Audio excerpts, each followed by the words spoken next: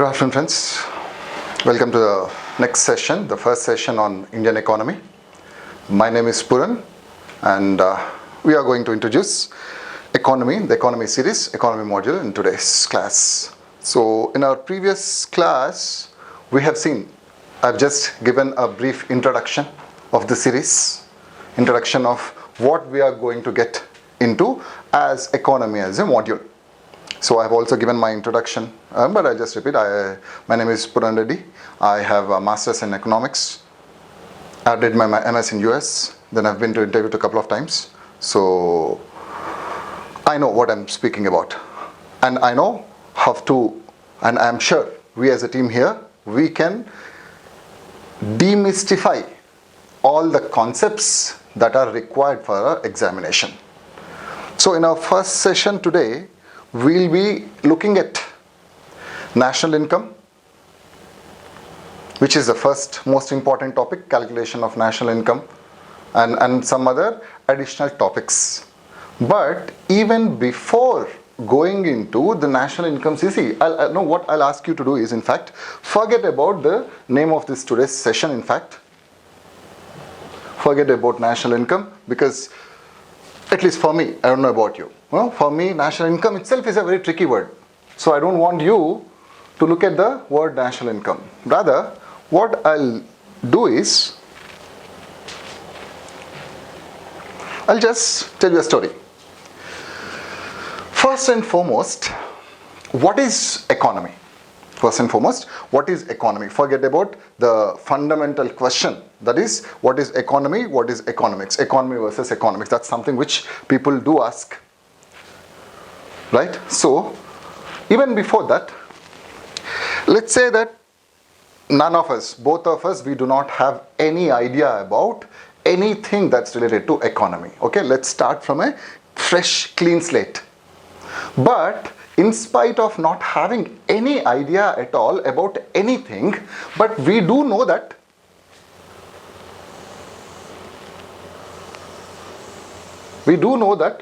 people, you and I, we have to work for our livelihood, right?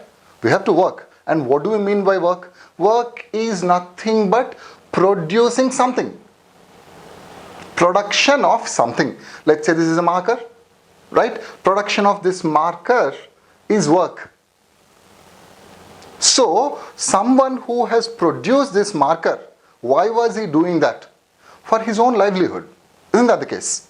So, let's say that this production of this marker is the only activity which is present in a country, in a place, let's say.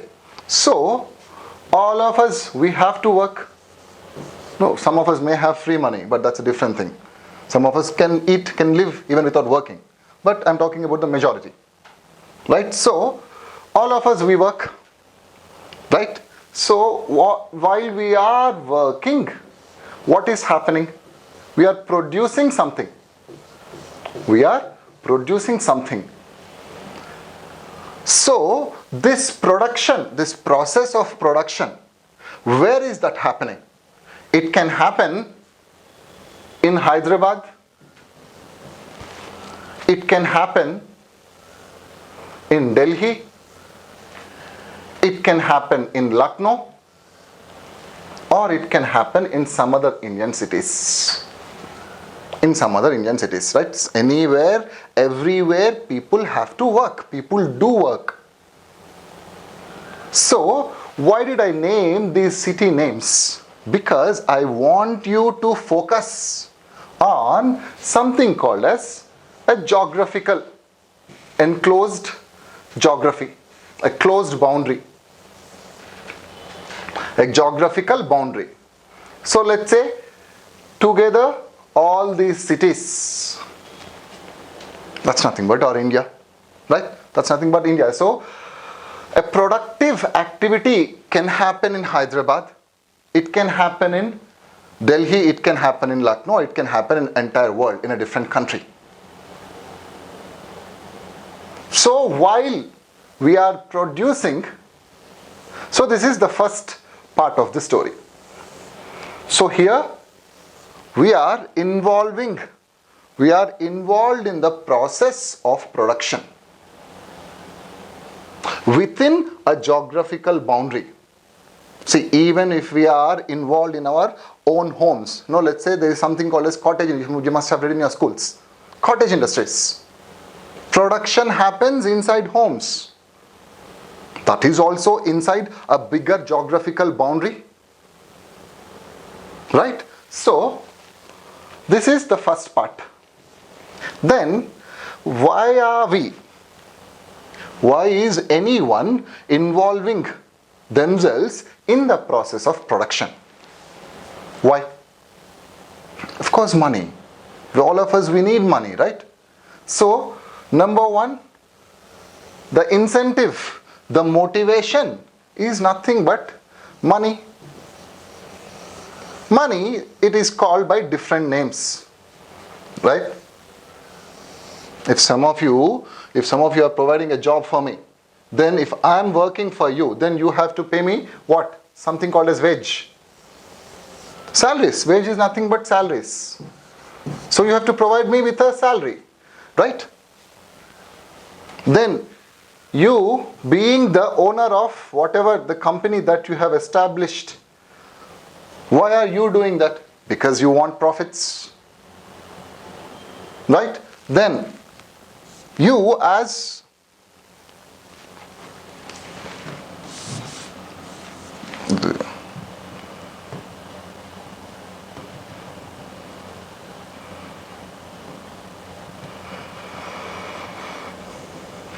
just a second.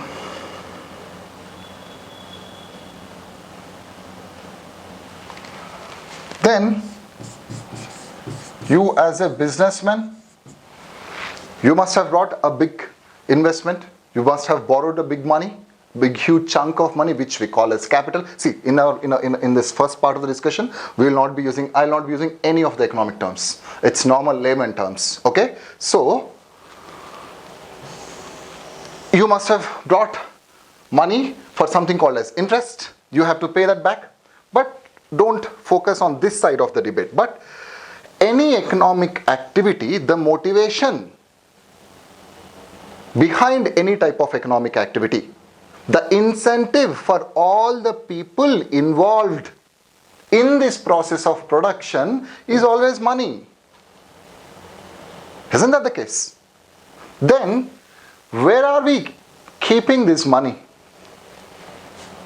Normal sense says that no, we can just save our money inside our pillows, inside our mattresses, which is the common stereotypical representation of rich people, those of them who have black money, right, in your movies, in your media. But apart from the mattresses, apart from the slabs, apart from the floor, but the common way of saving money is in a bank. Right? The common way of saving money is in a bank. Then, so we have seen two parts. First one is production, producing something. Then second one is money, because all of us, when we are involved in one or the other activity, our motivation is money. Then we also said that money plus our banks go together. Money plus our banks go together. Then another aspect of our production activity is,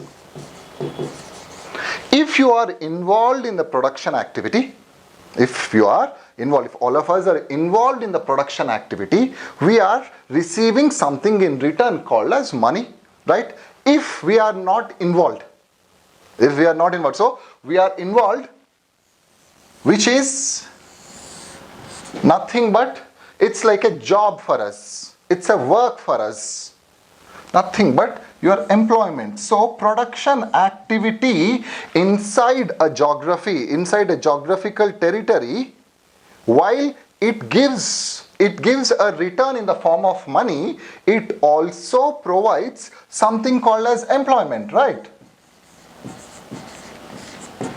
It also provides with employment. And absence of employment is what? Nothing but your unemployment. Absence of employment is unemployment. If you are unemployed, if someone is unemployed, what will the final result be? The final result will be they will be pushed into poverty. They will be pushed into poverty. So if you are not part of the production process, it can be anything. A simplest good like a marker, a complex good like a big space rocket, construction of building of a space rocket.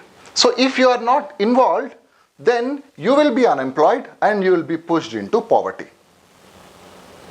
So, to help people,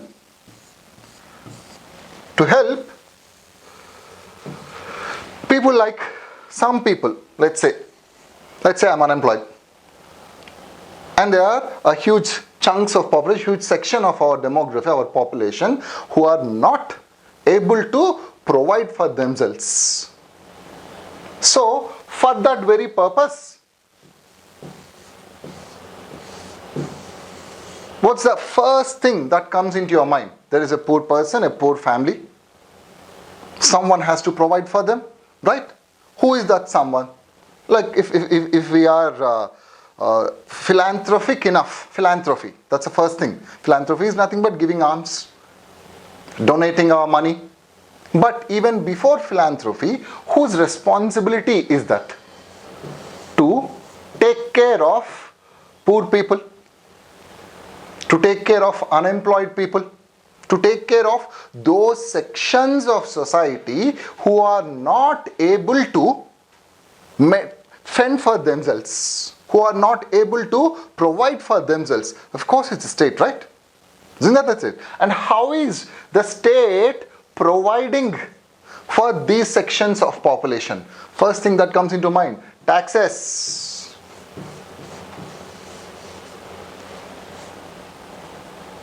In fact, there is a saying regarding taxes. We all know what the way government squeezes us to collect taxes from us.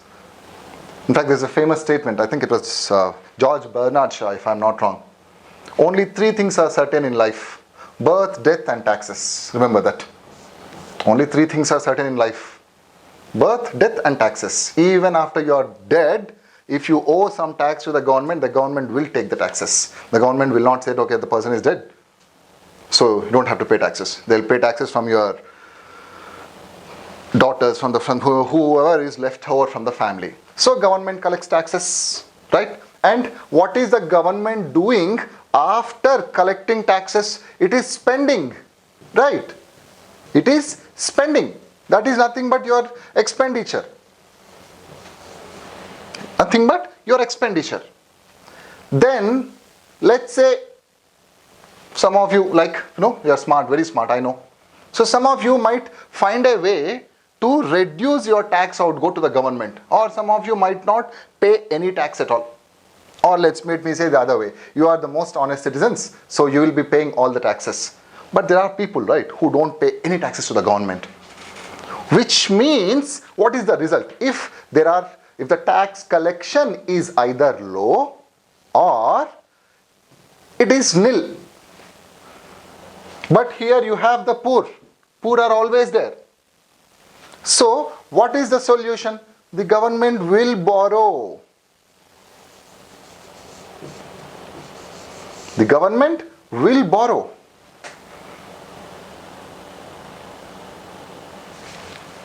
These 3 things are nothing but your government finances. Anything related with money is nothing but finance. So these 3 things are nothing but finances. Taxes, how the government is spending, and how much is the government borrowing. In the previous class, we've just given a brief outline of what and how the government borrows, where from the government borrows. So, borrowing how much and what are the sources. This is your government finances. Then, you also know that, so remember there are 4 things, 1, 2, 3, 4. Then, let me add a 5th dimension to the debate. What is that fifth dimension? The fifth dimension is all of you are, yes, welfare schemes. Some of you gave the correct answer. So, all of you are belonging to the generation which has seen, which has, blurred out. Camera focus. I think now it's fine, right?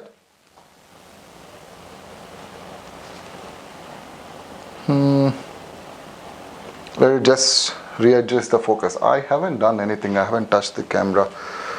No. Yeah. Abhilash, just 1 second.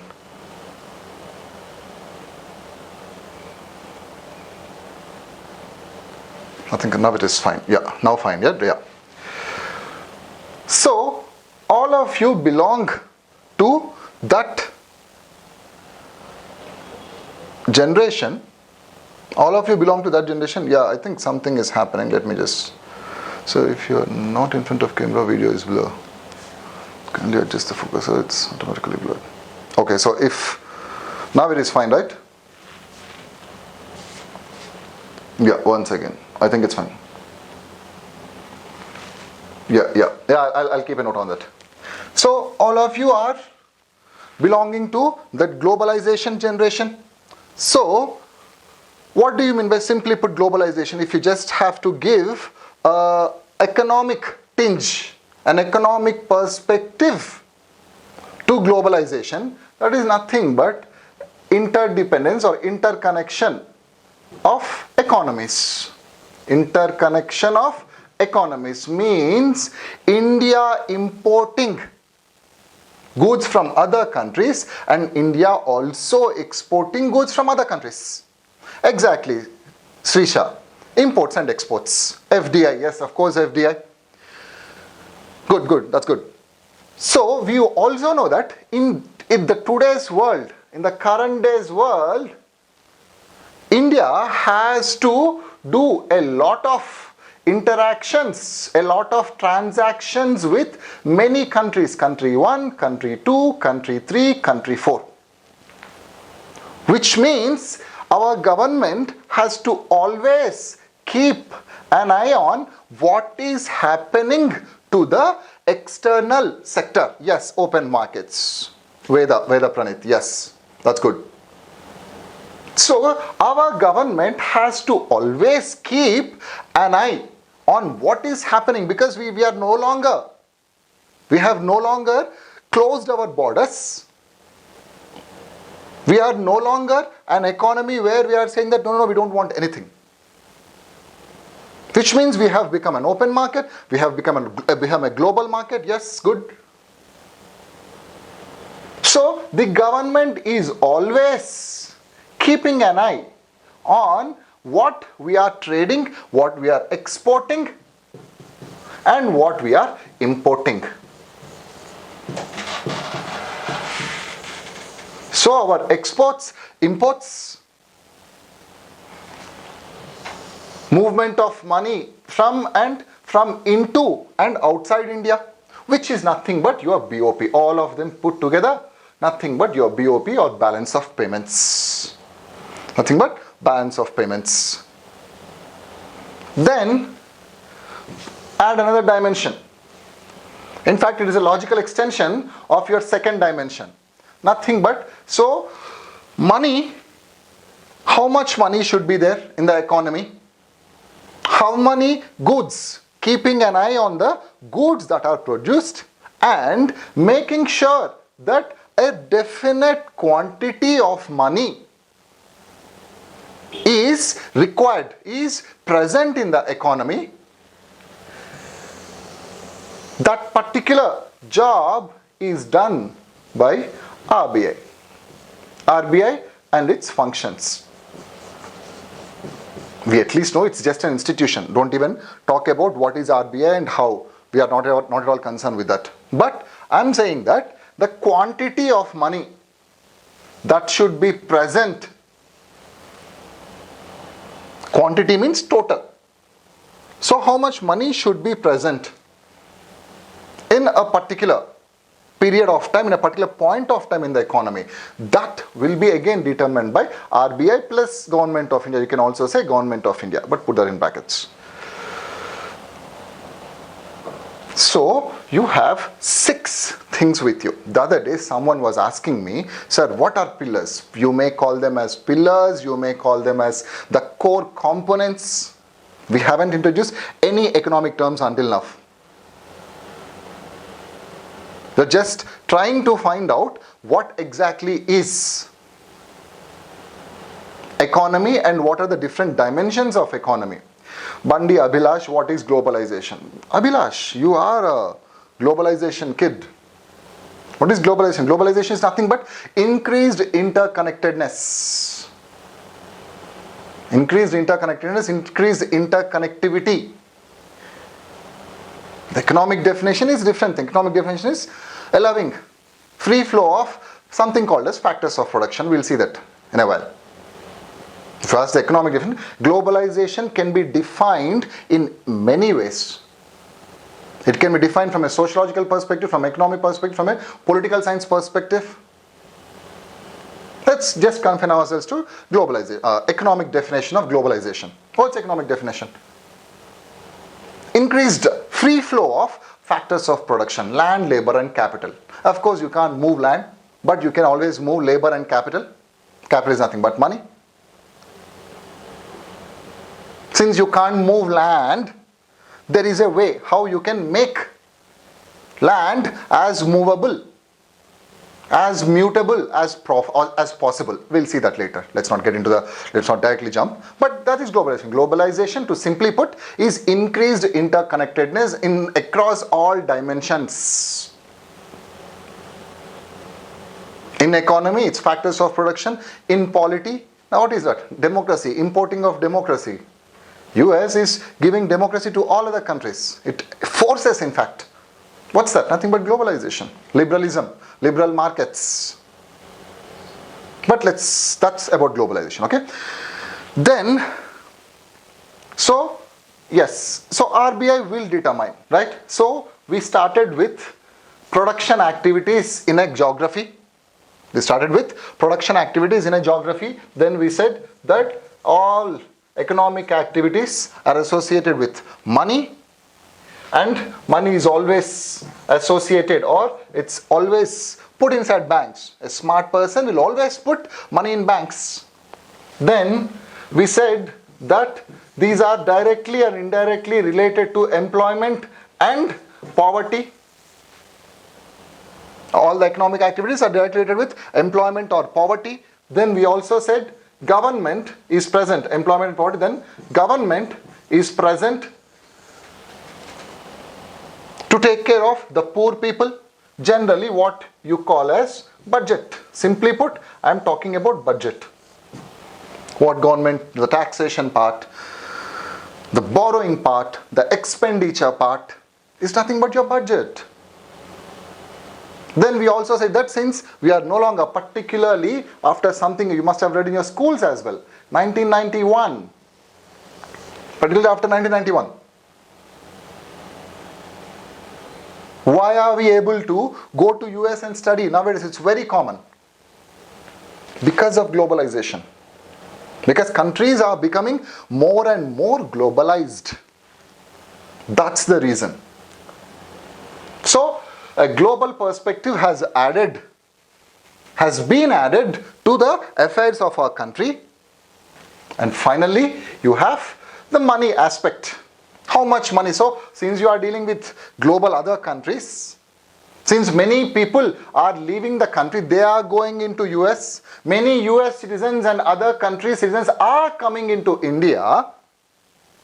Obviously, there is a lot of monetary exchange. Yes, LPG reforms, 1991 LPG reforms, good.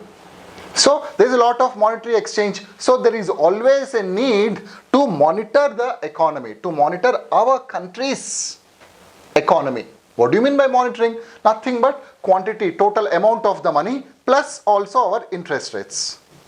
Also our interest, that's nothing but the quality of money. But just for now, interest rates. These six are the core components of your entire economy discussion. 80% of the questions will be coming from these six components. As I said the other day, someone was asking, sir, what are the pillars? You want to name them as pillars? You can name them as pillars. This first part is nothing but production activity inside a geography. Nothing but your first topic, that is national. Now let me introduce the economic terms. This is nothing but your national income.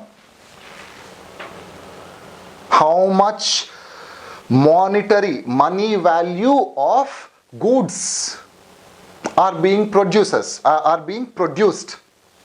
Of course services, but let's not talk about that for now. So what's the money value of the entire economic activity? Nothing but your national income. You have to, there should be different ways. We have to monetize to tell how much money value has been generated. Nothing but your national income, computation of national income or national income measures, under which you have different types of calculations. Then the second part, money and banking, your entire banking sector. Banking sector, how did it start? How did it perform? How did it function? In fact, your national income, while you are studying about national income, you will be studying national income is nothing but income of a nation. Since we are studying about India, income of India. So, income inside India's economy. So, to understand what is the contribution, what's the contribution of different economic activities, economies are also divided generally into primary, secondary and tertiary. So, sectors of economy is also an extension of this when you are studying national income. Sectors of economy. Then, so money and banking, your banking sector. Your banking sector. Then third, straightforward topic, poverty alleviation, unemployment and poverty. Nowadays you are talking so much about unemployment. Where are jobs? Where are jobs? No jobs. If you have been following newspapers, that's one constant news article that's coming up, right? Employment, entrepreneurship, in fact, new age startups have come up, something called as unicorns.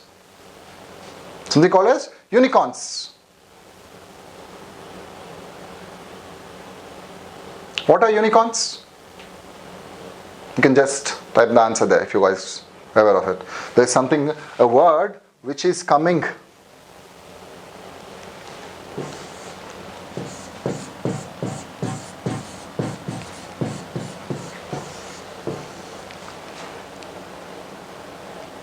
In the context of entrepreneurship, in the context of startups, even our Prime Minister is also frequently nowadays talking about startups. India is a startup nation.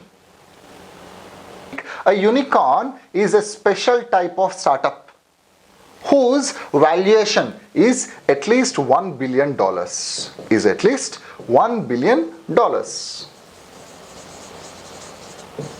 That is a unicorn. So nowadays you have the frequent activity around India's, all of a sudden in the last 6 months, India's startups have increased in value. There are a lot of unicorns which are coming up now. So that's your unemployment, employment or poverty. All of them under one heading. Then we also said government runs many poverty alleviation programs. So an extension of that topic can be poverty alleviation programs. All the schemes that the government runs. In fact, to tackle, if you have been just following news, just listening to 9 o'clock news with your father. Fathers are one set of people. Almost all fathers, they have to listen to 9 o'clock news, right? So they'll force you also. So there is one news that scheme that the government of India has recently extended also. Pradhan Mantri Garib Kalyan Yojana. Pradhan Mantri Garib Kalyan Yojana for the poor people. So all of them come under your poverty alleviation programs.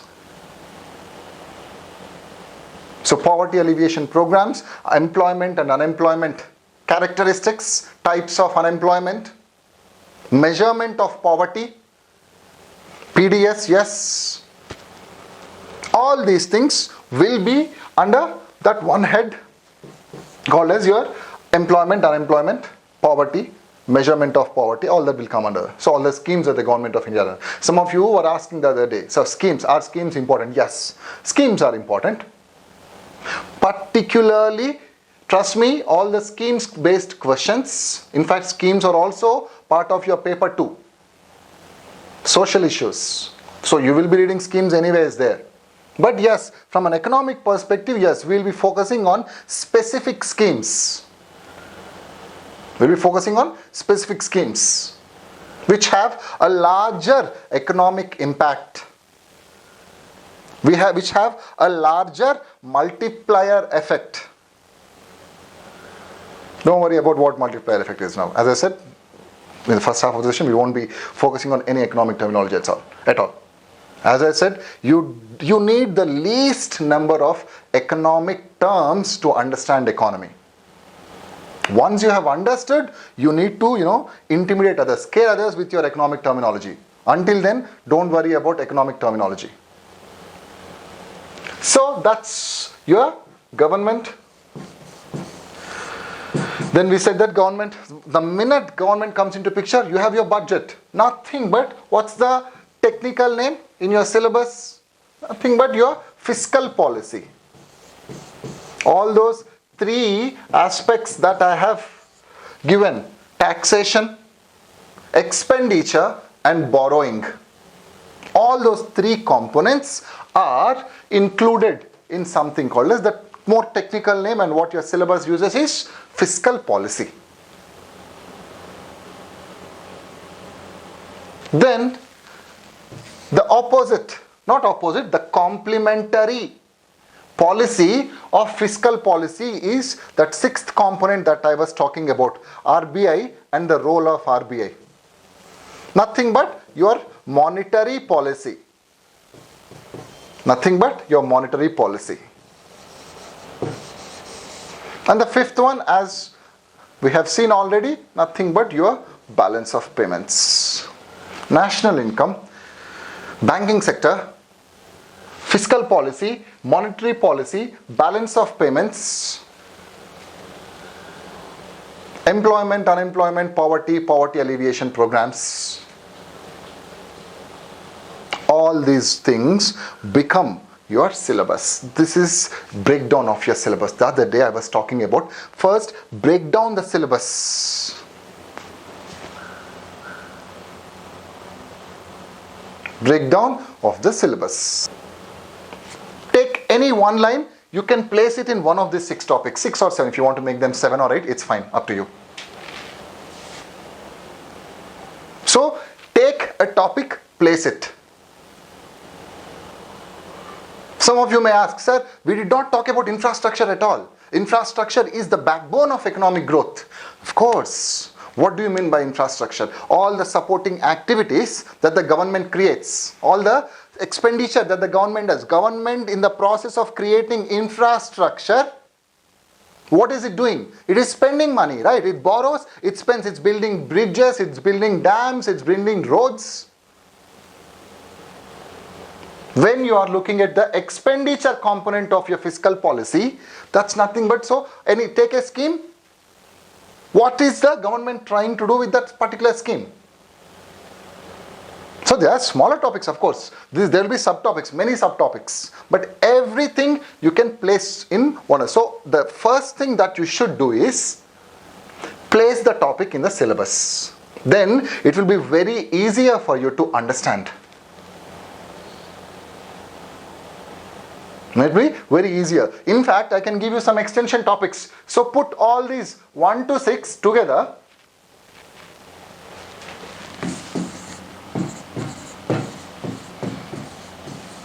Put all of them together.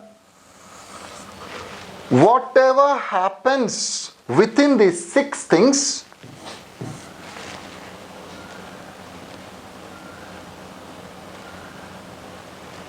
whatever happens in these 6 things happen inside economy.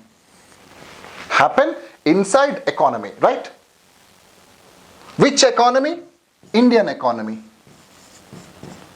Economy of India. Economy of India. So, what do you mean by economy? Economy is nothing but the ability to produce goods and services. Economy is the ability to produce the goods and services. Means all these 6 or 7 are nothing but your economic activities. Economic activities. Just try to remove something. Let's say I want to take out 4. Can that be a complete economy? Of course not. It can't be an economy in a whole. It can't be a comprehensive idea of economy. Rather, it is some important piece, that jigsaw puzzle that you used to play as kids. Even if one block is missing, then the entire setup won't fit properly. The same thing is with this. So all things 6 together, all 6 things put together, the government has to take care of them. Right? So, coordinating all the 6 things together is nothing but your planning of economy. Is nothing but your planning of economy, planning for the economy or planning of the economy. How should these 6 things interact with one another? Meaning, planning is nothing but there is one small topic in your syllabus, if you see. What are we planning? End of the day, we are planning about where to deploy money, where to spend money, how to spend money. Investment models is that one topic which most of the students are like, what to read? What to read for investment models? Investment model is nothing but the plans of our economy. How to raise resources. Of course, now we are no longer using the term, the language of plans. We don't have a planning commission. We no longer have 5-year plans. But the underlying theme of our, what do you mean by, we used to have something called as 5-year plans. Don't worry about what is, some of you might say, what is 5-year plan? Don't worry. Nothing. It's nothing. You don't need it. You'll understand later. But plan. What is a plan? All of you are planning for your examination. You are planning in a proper way. Isn't that the case? That's nothing but investment model or plan. So one component. So investment model impacts every other thing. Then you also understand from this 6 components, 6 core ideas, that all of them are interrelated. All of them are interrelated. Means identity number 1. What are identities? Your mathematical identities. Identity is something which is true. By default it is true. You don't have to try to prove that an identity is correct. That is an identity. So economic identity number 1. Remember, all economic activities are interdependent and interrelated. All economic activities are interrelated and interdependent. Remember that.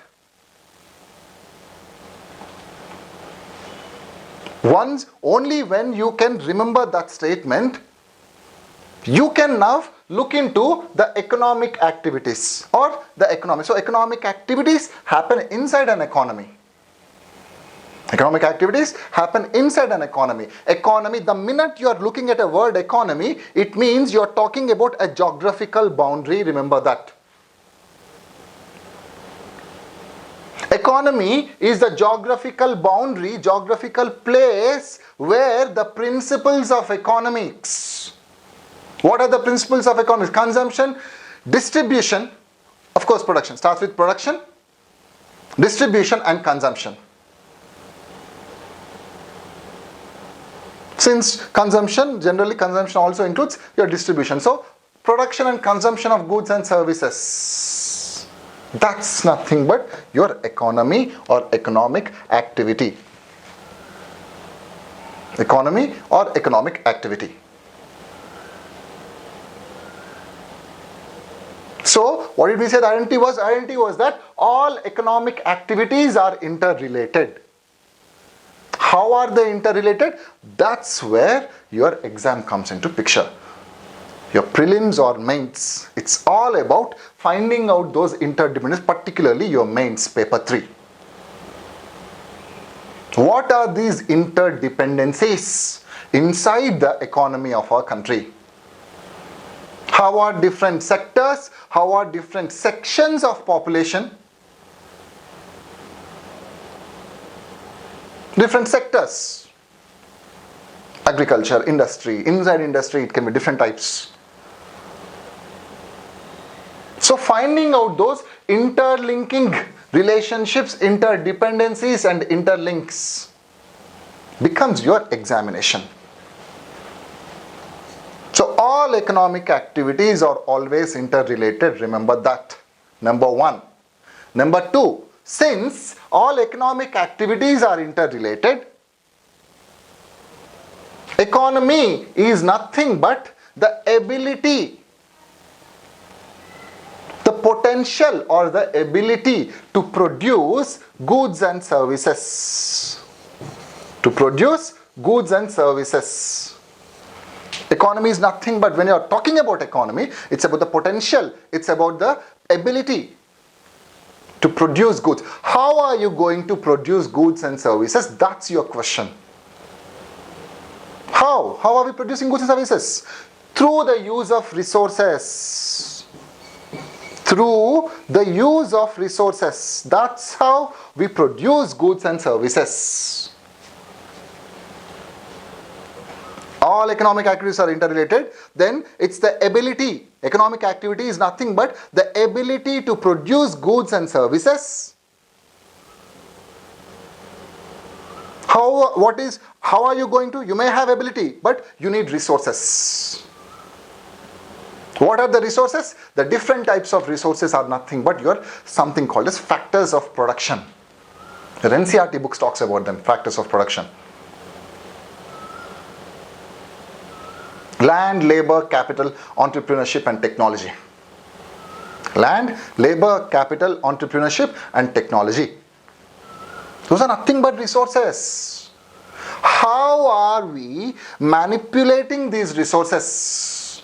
How are we? What do you mean by manipulation? Manipulation means changing the form, the shape,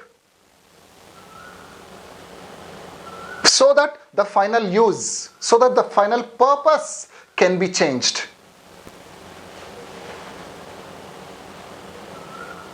So whenever we are talking about ability, that ability is nothing but how efficient or how inefficient are you in the process of production.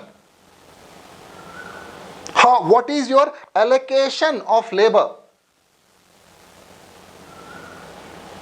Are you wasting human resources or are you using them efficiently? Are you using your land? Because land is the basic commodity, basic resource that's required for the production process.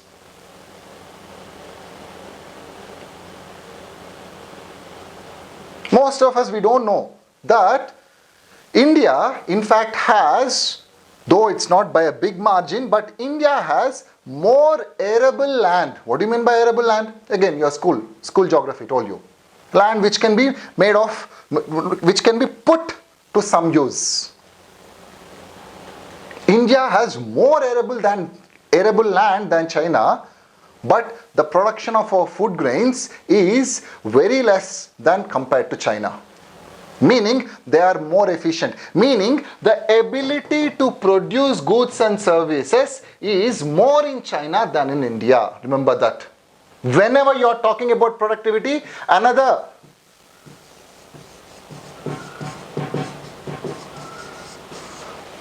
idea comes into picture. I'll write again, wait. Nothing but your productivity. Everybody produces, but only few people produce with high productivity.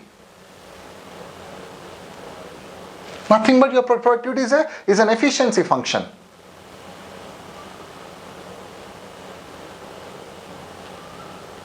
So this is how you should be able to interconnect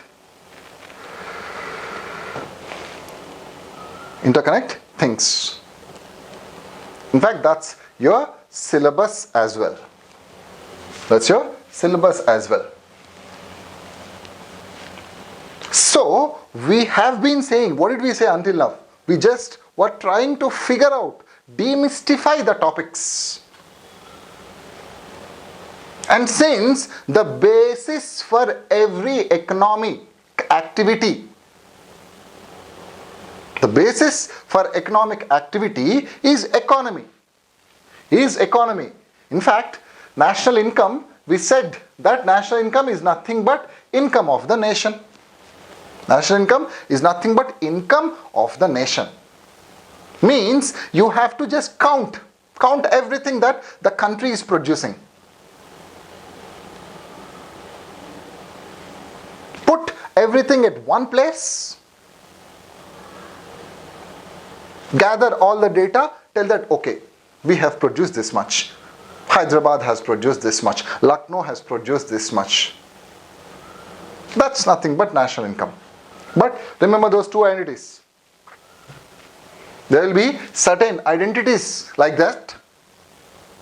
I'll keep on adding those to those. You remember them, it will be very easy. One, all economic activities are interdependent. So we'll be using of that particular identity in today's session. So before understanding how to measure, see, end of the day, as I said the other day, you always need to quantify everything. As long as you are not able to quantify your efforts, your inputs, it's not of much value. Isn't that the case? The same is, see, whether we may like it or not, end of the day, our success or our contribution is measured in the form of numbers. So is the case with your marks, numbers, ranks. We may like it or not, but that's how the game is being played. So quantification also becomes an important component. But before getting into how are we quantifying, how are we measuring, what are the principles behind that particular quantification, let's look at the places, the geographical boundaries. Remember, in the first part, I said that there's something called as geography. So, all economic activities happen inside a geographical boundary. So, what are those different types of geographical boundaries? Nothing but your economies. Types of economies. To understand what is the way to measure the economic activity inside a country, we need to understand, first of all, what are the different types of economies that are present. In fact, there will be one or two questions from these topics. So, economic activities happen inside economy. And economies are generally there are many types. We don't have to look into all of those types, but we'll start with classification of economies, in which the first one is closed versus open. In which the first one is closed versus open.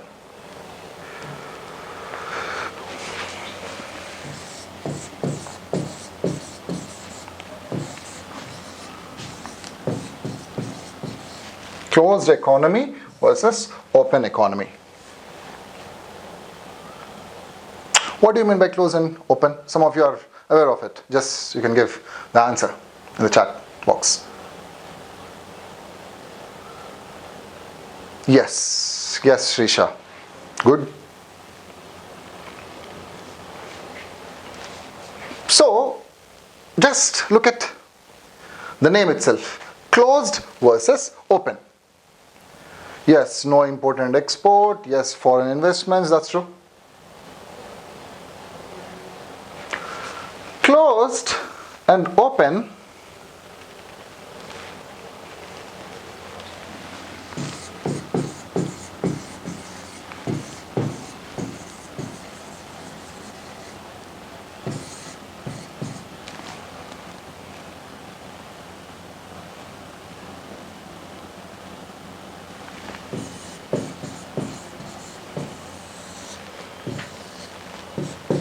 There are certain dimensions along which we try to understand. Then it becomes easier. Okay, there are certain dimensions. So a closed economy is one such economy where, see, what did we say? Economy or economics was, it was nothing but the principles of production and consumption. Production, distribution, consumption, of course. So a closed economy is one such economy where the entire production of goods and services, where the entire principles of production are for the domestic territory.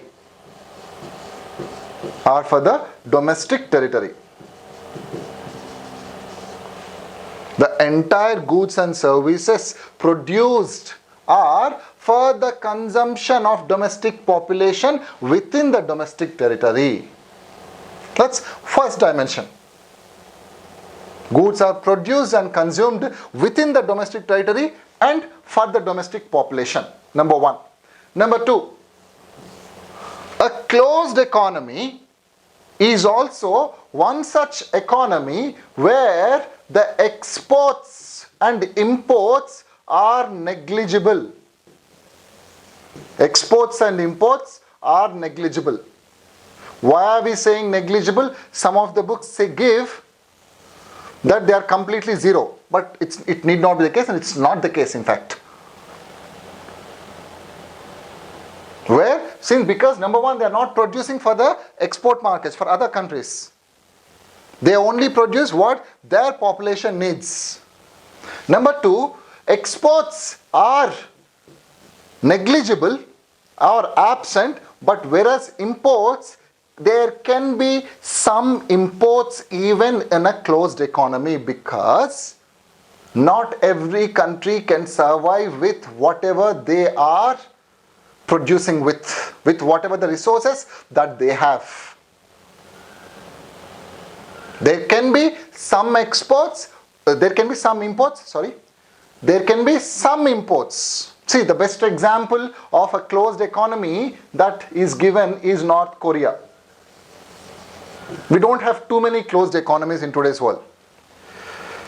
Closed economy is where there can be some imports. See, even today, every now and then, you come across North Korea newspaper reports talking about North Korea.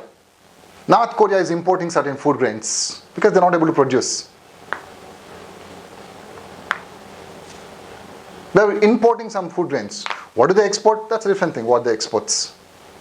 But a closed economy,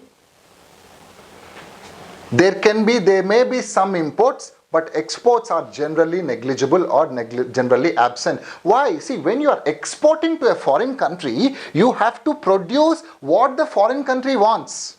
So you have to change your production process according to the wishes and fancies of the foreign consumer, which requires a lot of money, which requires a lot of efforts. So that's the reason exports are negligible. But how did we start with our discussion? We have started the discussion saying that they only produce for the domestic economy. So how can they export for foreign economy? That's the reason. Then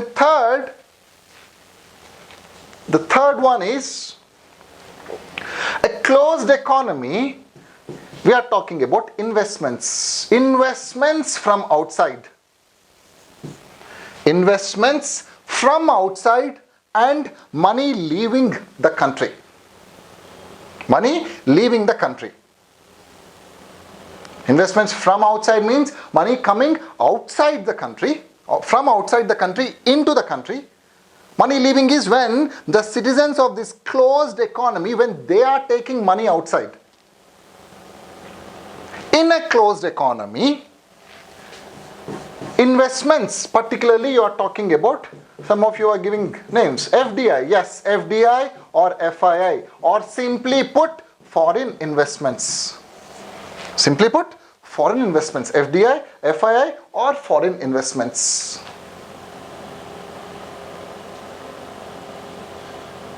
Investments are generally closed.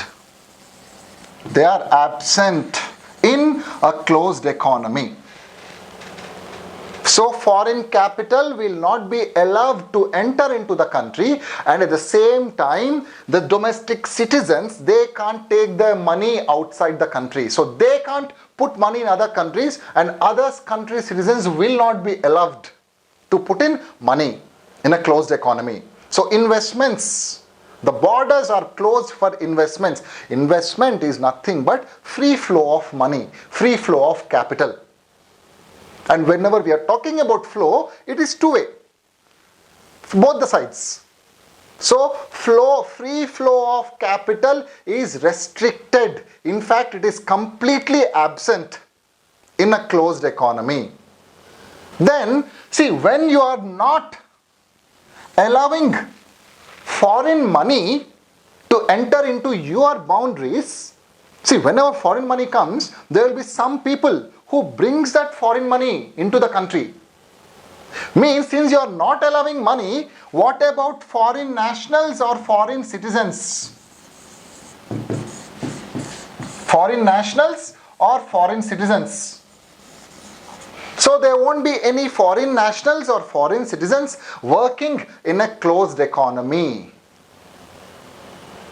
There won't be any foreign nationals or foreign citizens working in a closed economy. See, why am I giving you? I could have just given you a closed economy, something where everything is closed. It's closed for the outside world. You'll understand why we are looking at these dimensions. There will be 4 or 5 dimensions.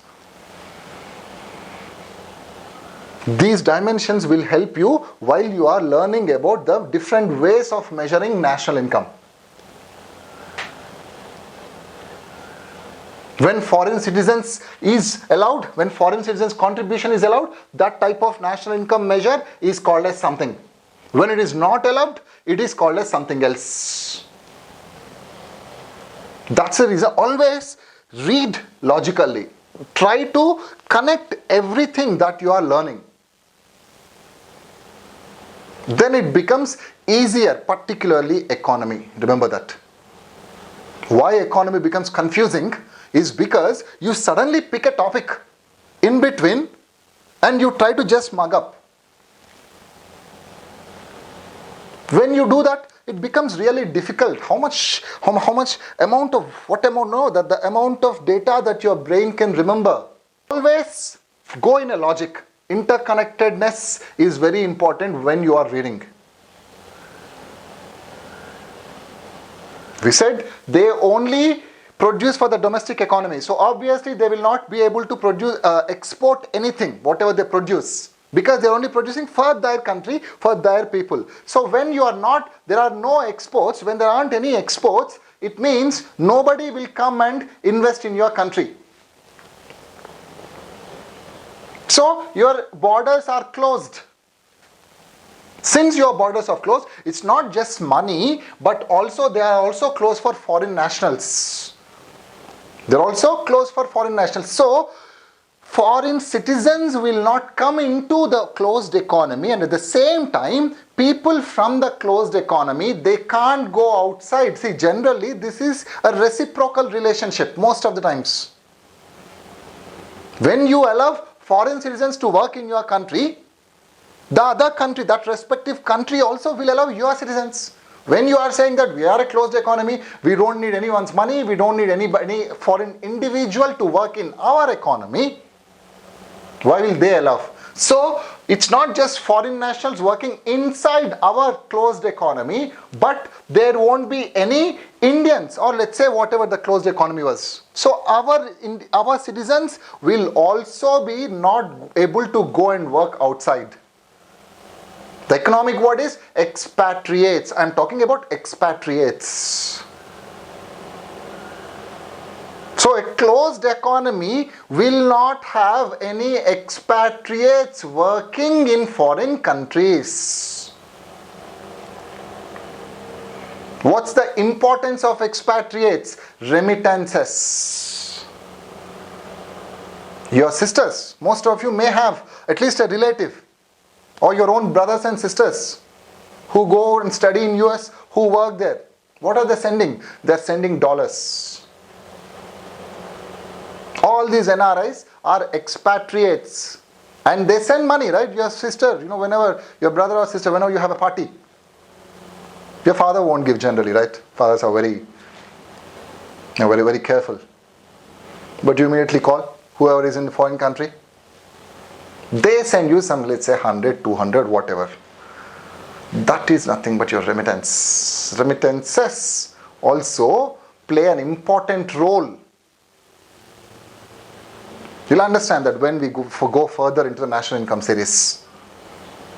So, foreign nationals are not there. Expatriates will be minimum generally, because since you are not allowing, nobody might not also accept your citizens. So, expatriates will be less or totally absent. Which means remittances are also negligible in a closed economy. Remittances are also negligible in, sir, any example of country who follow closed economy? Arshita Sharma. Yes, Arshita, yes. As I said, North Korea. North Korea, see, always remember that any economic principle or any concept in economy, it's not that people or a country will adopt all the properties, all the dimensions in toto or in whole. It's about the degree. So some country may just accept imports but no exports, because imports you will be more and more dependent, Arshita. Because your survival is dependent upon the imports.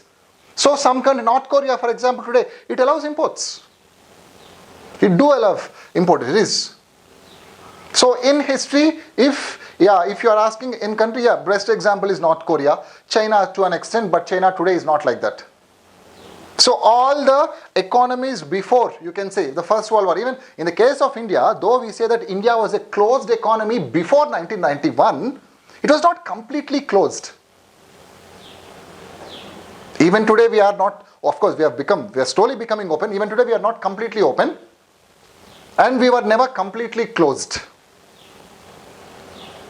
Okay? In history, the best example is North Korea. So, generally, it's about the degree to which they are open or closed. Then, remittances, Kaumudi. Yes, Kaumudi, remittance is nothing but, as I said, it's an economic word. What's the normal usage that we use? Your brothers, your friends, your sisters, your family members, whoever are in other countries, when they are sending you money inside India, that is nothing but remittance. Yes, Venkatesh, perfect. No, it's not foreigners. Venkatesh, it's not foreigners. It's Indians who are working in foreign countries. India has huge number of expatriates working in the West Asian countries. In US, so all the money that they send, that is nothing but remittance. That's nothing but remittance. So, obviously, since there are no foreign nationals, no expatriates, remittances will be less. Remittance is nothing but the money that Indian citizens who are working abroad, whatever they send. Likewise, if there are foreign nationals who are working in India, whenever they send money, that also will leave money. That money is going to leave India. Because they have to send it to their home country.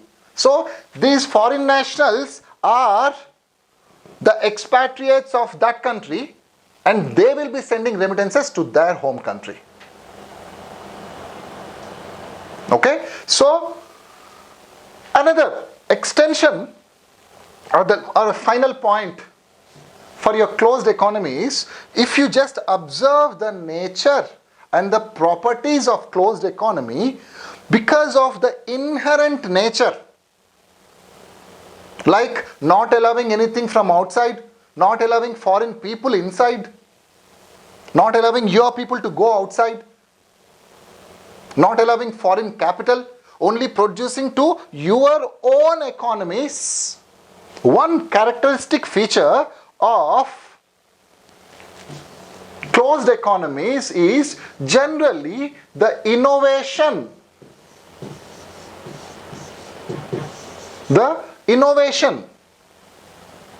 And also you can say productivity. Productivity is nothing but how efficient you are. Productivity is an efficiency function. So innovation and productivity are also generally very less. Generally very less in such countries. Why? Because, so both of them are usually less. Why? Because there is no competition. There is no competition in a closed economy. Competition inside the economic sphere. Okay, Vasudev, just a second. Let the lens adjust.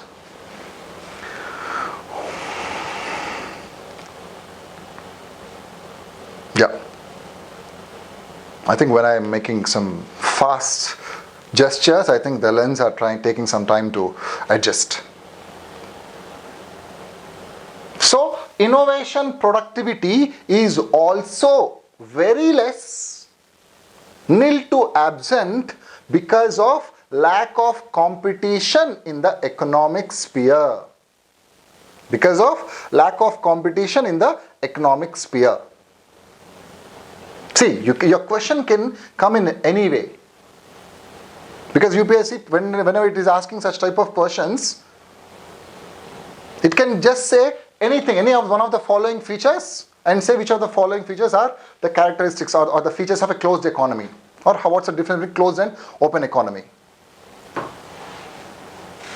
Domestic companies won't compete with one another. Generally, we'll get there. I'll answer that question, Kaumudi.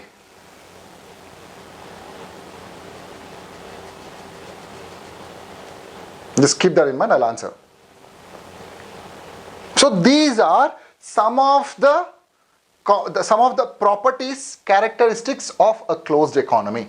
Now, you will be able to write open economies. Open economies. Right? You'll be able to write open economies. So what will be open? First point, if closed economies are only for domestic consumption, if the production is only for domestic, then open economies, generally they produce for outside. Of course, they will produce for their own country. But open economies, generally, the focus will be on increasing. So first it will be, the focus mostly it will be for foreign countries. Plus, of course, your domestic consumption. Foreign countries plus domestic consumption. Then it will be for increasing exports. You always talk, look, search. You're in a constant search for more and more foreign markets. For more and more foreign markets. Because you want to earn as much money as possible. Capture the market as much as possible. So when you are focusing on exports, there will be imports as well. So imports and exports are very high in an open economy. Imports and exports are very high in an open economy.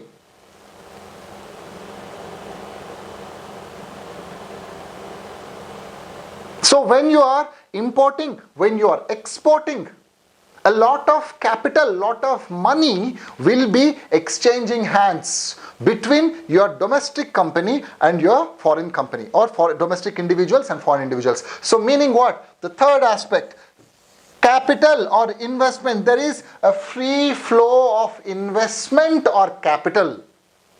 No restrictions at all. See, what do you mean by free flow of capital? I'll just explain that. Free flow of capital is nothing but, the free flow of capital is nothing but taking money, take money, put it inside a country without any, you don't have to tell anyone, in fact. Just inform one or two agencies, government agencies. So take your money, buy something, invest something.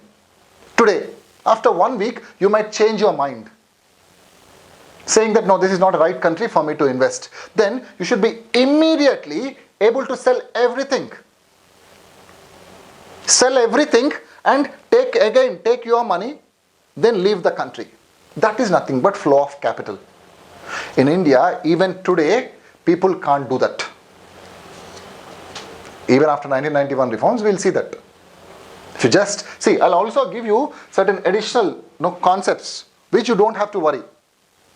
We'll see that, but to just satisfy your need, that's nothing but your convertibility. This free flow of money is called as, a concept is there, called as currency convertibility. The example that I gave just now, where you are taking your money, investing it in one country, then whenever you want to leave the country, selling it overnight and taking it back. That idea is captured by a concept called as currency convertibility. Yes, stock markets as well, yes. But stock market is only one place. It's not the entire place. You can read it later on, but just for those of you who want to just pursue other things, or pursue, just quench your intellectual thirst. So that's nothing but flow of capital, flow of investment. So flow of capital, flow of investment, and since money will always be accompanied by somebody else, foreign citizens will also be working a lot in an open economy. Foreign citizens will also be working a lot because you are allowing money. So foreign citizens, capital will be there, free flow of capital will be there, foreign citizens will be there. Then you will also have, so foreign citizens, so your citizens, domestic citizens, local citizens will also work in other countries, meaning all at respective point for closed economy. Expatriates will be high, remittances, the chances of remittances are also very high in an open economy. And most importantly, open economies, since there is a frequent competition, in the form of foreign capital, foreign companies, foreign individuals, competition is very high in open economies. Competition is very high in open economies. When competition is very high, when your very survival is dependent upon improving your efficiency, your production process, produce the best product at the cheapest price. So you will be constantly in search of innovation in an open economy. Best example of open economy is USA. USA is the poster boy of open economy. It's not a coincidence that most of the new age wealth creators, the tech capital, US is a tech capital. All the new age companies, why are they present in US? Take Facebook, Microsoft, Amazon, whatever. Apple. There's a reason behind that.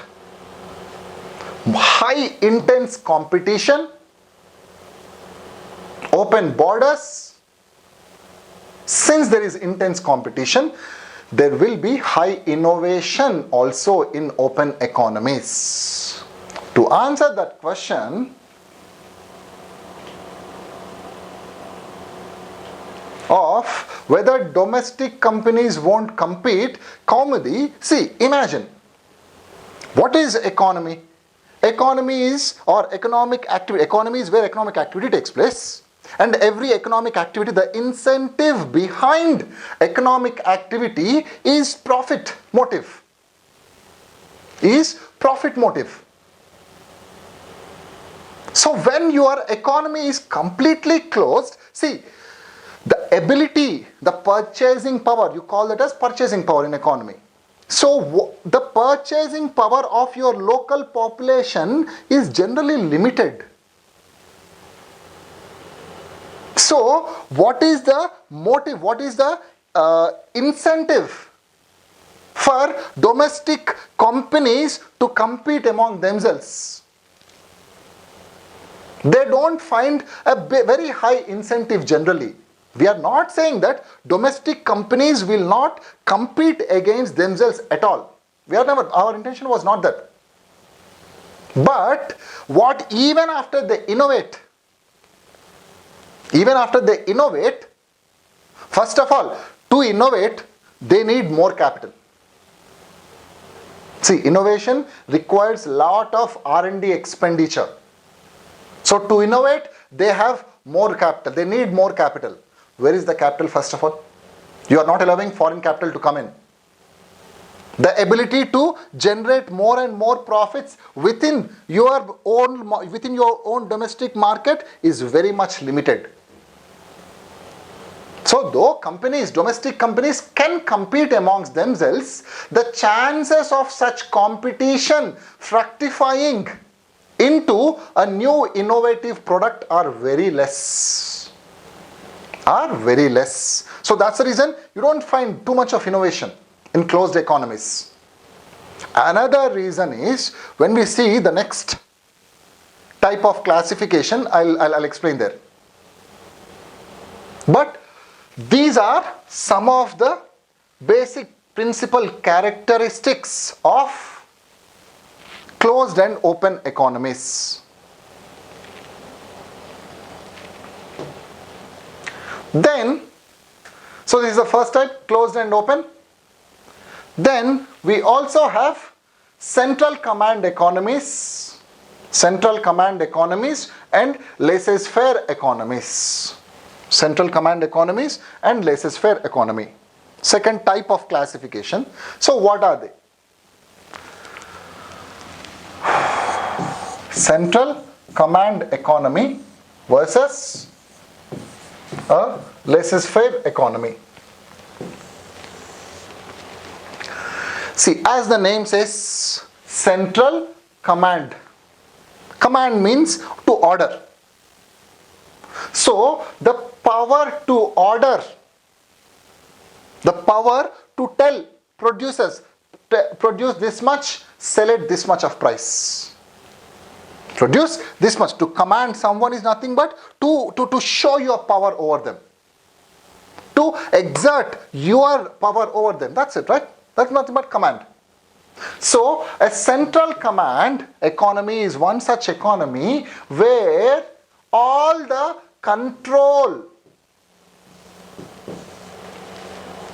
over the principles of economic activities, means the production and distribution and consumption, all the rules, regulations come from a centralized authority.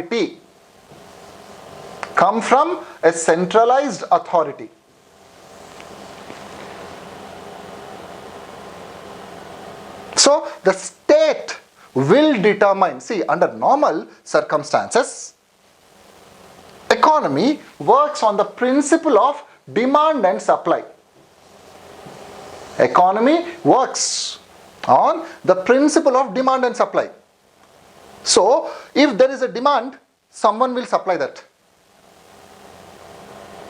If there is demand for a good, someone will supply that. And generally, it is the demand and supply that determines your price levels. When there is high demand, but on a relative basis, when there is low levels of supply, then your price will be high. Then your price will be high. Opposite, and the converse happens. Why prices fall? Because when demand is less, but suppliers are more. So it's not just about supplies, it can be also about the quantity of goods that are being supplied. So under normal circumstances, your law of demand and supply, the principles of demand and supply will determine your price in the economy. But in a centralized economy, in a central command economy, it's the state which determines. It's a state which determines what to produce first of all. Even if there is a demand for a particular good, let's say some of you want a French champagne. No, you just want to go out on a date, take a girl or a boy. I mean, I'm for gender equality. So, anyone can go on a date. You want to get French champagne, to gift it to the boy or a girl, whoever is planning of proposing.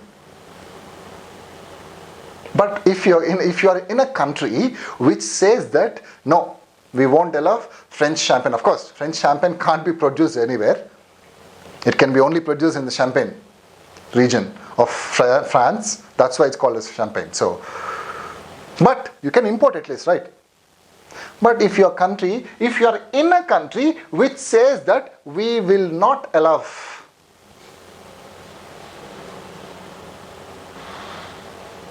imagine the situation. That type of country is called as a centralized economy. So state will tell whether a particular good will be available in the local economy or not.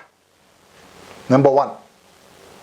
Let's say state was generous enough to say that fine, let me give some things to my citizens. Fine, guys, start producing. Then state will come into the picture again and say that, see, yes, I have allowed you to produce, but I can't allow you to sell these products at whatever the prices you want. That's another thing which I can't do. So only sell your produce at a particular price that I determine, because I have the command to administer your prices as well. To administer your prices as well. India, before 1991, even before giving the example of India, USSR. USSR is the best example of a central command economy. The erstwhile USSR is the best example of the central command economy.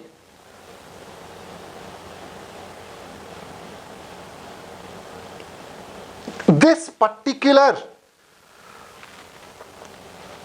practice of administering prices, what is administer? Administer is nothing but ruling. Issue a government order saying that you have to sell a particular product only at a particular price. So that particular practice is called as APM, or Administered Pricing Mechanism. Administered Pricing Mechanism. Again, a technical word, just keep a note of it. Or write in a box separately. And on the right side of your page. We'll see that later on. In India, even today, we have administered pricing mechanism. Though we have, some of you were saying that after 1991, India has become open, everything is free now, free market. But still, we do have APM or administered pricing mechanism in certain sectors of economy, in certain products of economy. We'll end the class with the examples that you are going to give to me with respect to where are you able to observe this administered pricing mechanism or APM in India. You understood the concept. Administered pricing mechanism is nothing but state will tell you the final price. State will decide the final price of the good. It's not the producer, it's not your law of demand and supply which will determine that. Yes, perfect. Yes, agriculture, oil products, petrol, agriculture products, yes, good. Urea that we use in agriculture. Forget about everything else. Sugar. State, even today, state controls sugar prices in India. Petrol, diesel, your newspapers are saying that, which is to an extent true. Petrol and diesel have been brought outside of this APM mechanism, but more or less they are still in government control. That's the reason. Whenever there are any elections in states, petrol prices will stay stagnant for 20-25 days. Immediately after the elections are done, then daily price revision will be there. Yes, food products, Arshita, Yashwant, Abhilash, Harshita, good. All of you are on the right track. See, taking out a certain product from your APM mandate, APM, from under the APM mandate is nothing but giving a free hand to the producer of the good to determine the prices. That's it. Administered pricing mechanism. Government will tell, state will tell. Okay, so we'll end there. See, in the initial classes, we'll be going, because conceptual clarity is very important. We'll be going at a specific pace. Don't worry. That's more important. Understanding the concept, remembering them, and using these ideas later on is much more important. Because see, after 4 or 5 classes, or let's say after 7 days of 1 week of session, it's generally the same technical terms that we'll be reusing again. That's the reason I haven't introduced too many technical terms. In fact, we can just have the entire discussion using only economic terms, and it will be very not so fruitful. Discussion won't be so fruitful. The focus is not on to show that I know so many economic terms. I can do that in later on classes, in other classes. The focus is on you getting the clarity, you able to understand, and we at VISHNU IAS, our entire team is focused for that. We don't care about how much time it is going to take. Of course, we will reduce, the total amount of time is always limited, because even time is of very high essence even for you. But it's about the conceptual clarity. Building those conceptual clarity is more important, because once these are clear, to finish it off by yourself. So rest assured, that's the entire team's focus here at VISHNU IAS is that. And we'll be spending any amount of time on each and every single individual. You can always reach us. You can always have questions. Okay? So we'll again meet again in tomorrow's class. So we'll end here. Just a